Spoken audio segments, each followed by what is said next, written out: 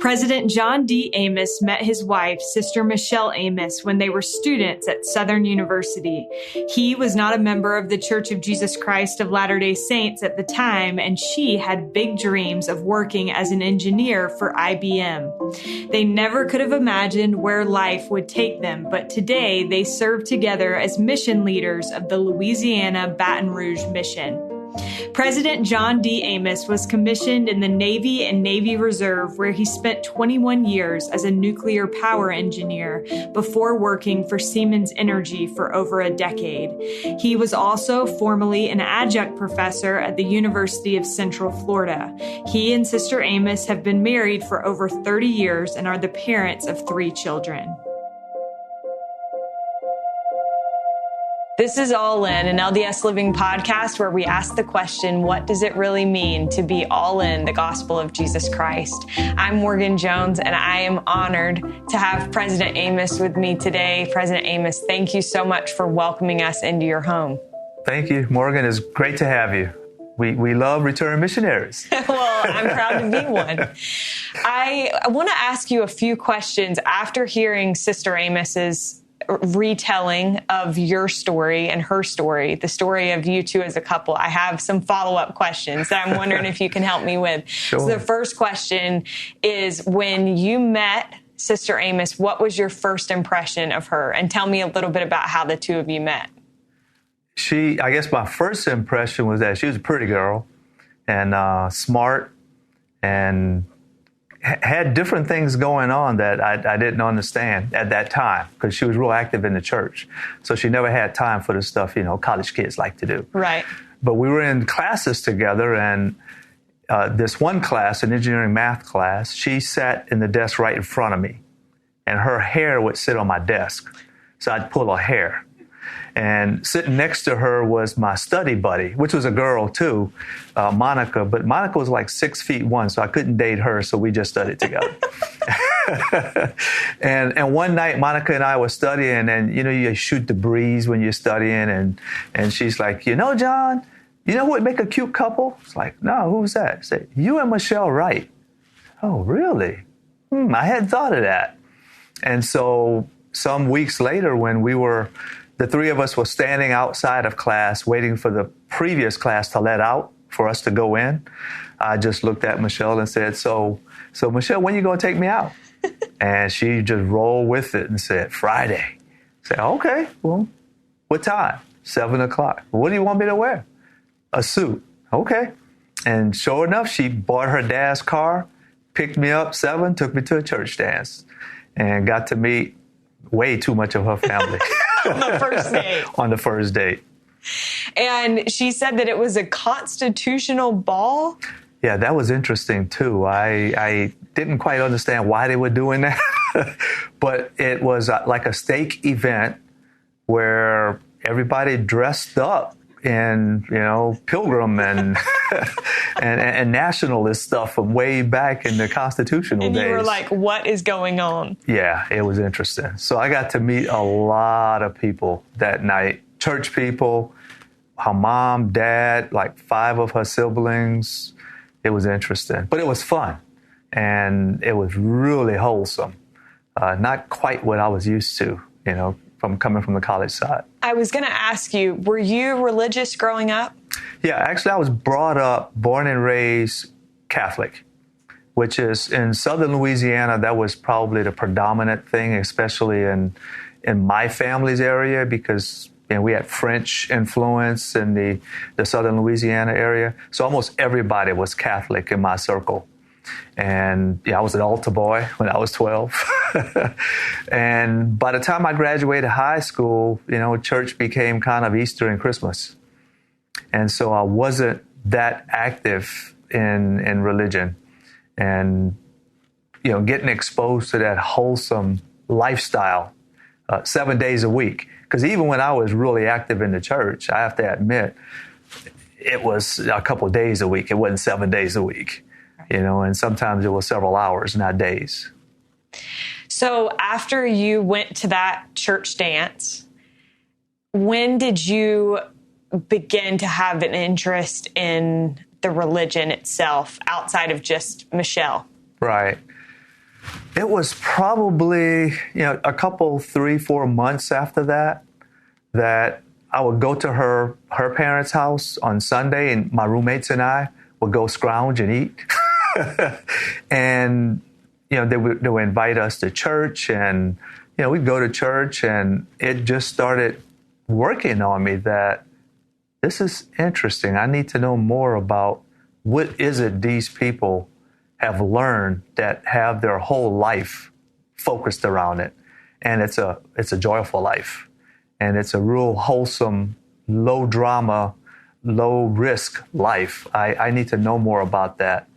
And relationships really seem to be enduring. They're not, transient like what we generally experience, especially outside the church. And so I said, okay, I want to talk to the missionaries, but I wore out some missionaries because it took me a couple of years to answer a lot of questions, or to find out that I didn't need to know answers to all the questions. And then got baptized basically as my graduation gift from college. So when do you feel like you knew that the church was true, or believed that it was true? Probably about 2 or 3 months after meeting with the missionaries the first time. I had a real good testimony internally of the Book of Mormon, but I had too many open questions that I needed to work with to go, too serious into committing to join the church. And so I needed to, especially being an engineering student, I needed to answer more things. And to do that independently away from Michelle, I decided to go to seminary my whole senior year. And so I gave other students, high school students, a ride to seminary in the morning for a year. I was class president. So you were how old at that time? 22. Going to a high school seminary class. Amazing. Yeah. President Amos, you mentioned that you also studied engineering, and then you ended up joining the military. Yeah. Tell me a little bit about that and how that kind of, as you're joining a new religion and also kind of becoming a part of the Navy, is that right? Yeah, the Navy, yeah. Tell me a little bit about how those two worlds affected your life. Well, in college, so I was on a Navy scholarship. Okay. And so I had to go in the Navy after graduation. You had already committed. Yeah, I committed, way back in the beginning. And so what was interesting, though, was when I graduated college and went in the Navy, this was no smoking in the workplace. And so it was really interesting to go to work, being a member of the church where with the word of wisdom, we don't smoke, we don't drink. In the Navy, we do a lot of that. And the language and the law of chastity, all of those things was really different when I went in the Navy. And it was easy for me to stay pretty obedient, respectfully obedient to the word of wisdom, the law of chastity, all of those things. Because believe it or not, a lot of the wild and wicked Navy friends, they needed somebody that they could reference to help them improve and know that they could do better. And so I was generally that guy just naturally without being too imposing on them. And so it was a good mix, and it made it easy as the Navy became more professional morally. It made it easier for my friends to kind of use me as a reference for them kind of going with that moral compass change that the Navy had. So as you are in the Navy and succeeding and becoming, what is the right word for like rising in the ranks? I think that's a good. Is that a good description? So as you're doing that, your wife is also kind of thriving in her career, in a career that she didn't expect. What was it like for you to watch her succeed in that way? Well, as you can imagine, Morgan, it's always nice to have your wife come home happy. And so it was always exciting to see her get more and more excited about the technical things that I always was excited about, but she wasn't. Okay. And to see her respected by her peers that way was real empowering. And how would you say, you mentioned earlier that you noticed early on that the gospel seemed to help people have lasting relationships? How would you say that the gospel has blessed your marriage with Sister Amos? That's a good question. Coming out of college, in engineering, especially, all I knew was engineering. So I'm going to talk about engineering. Please. We had the girls that were in engineering in our circle. We had the boys that were in engineering in our circle. A few of us were dating, like Michelle and I.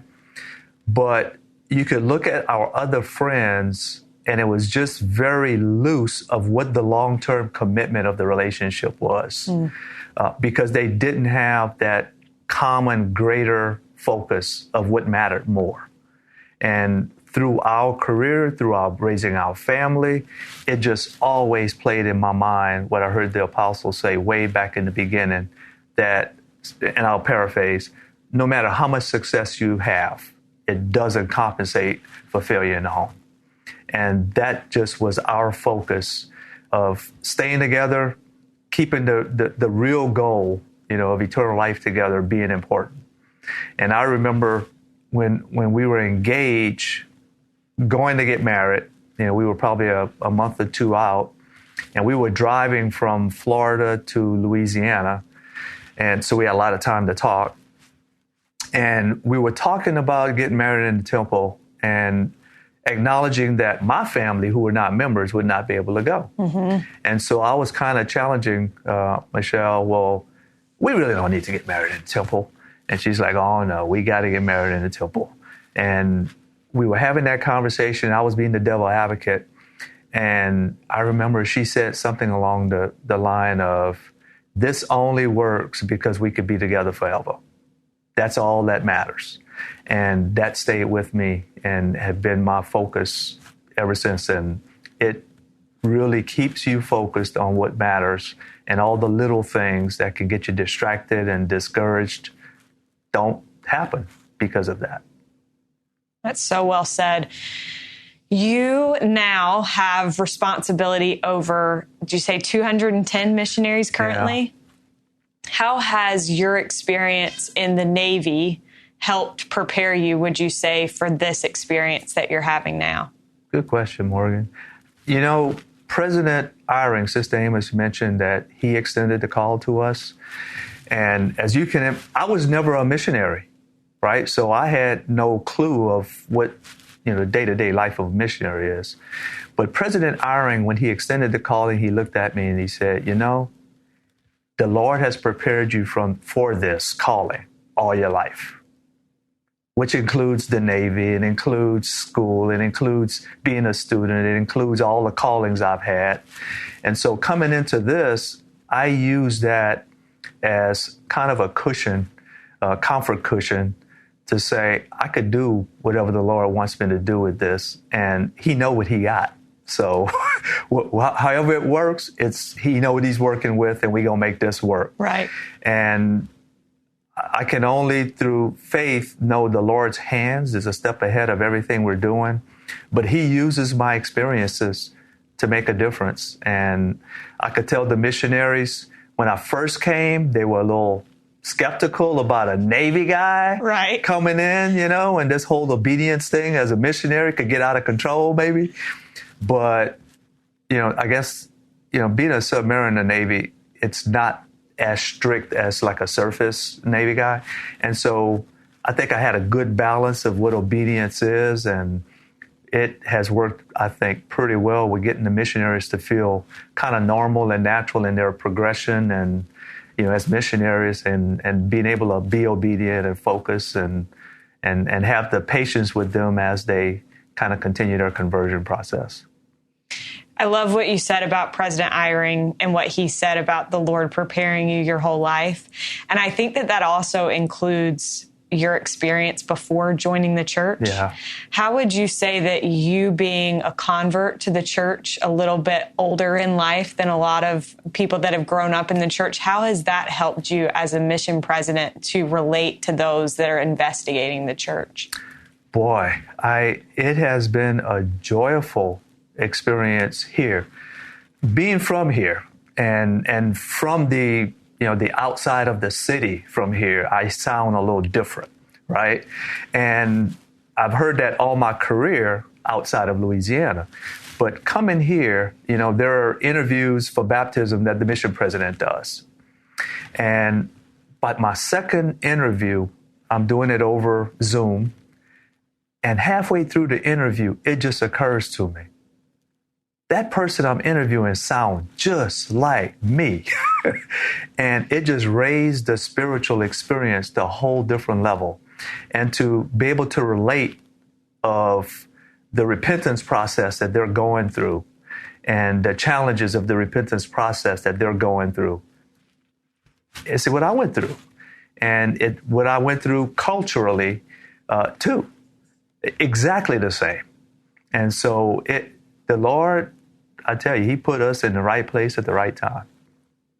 And Sister Amos said that you had a feeling that you would be called to Baton Rouge. How did you have that feeling?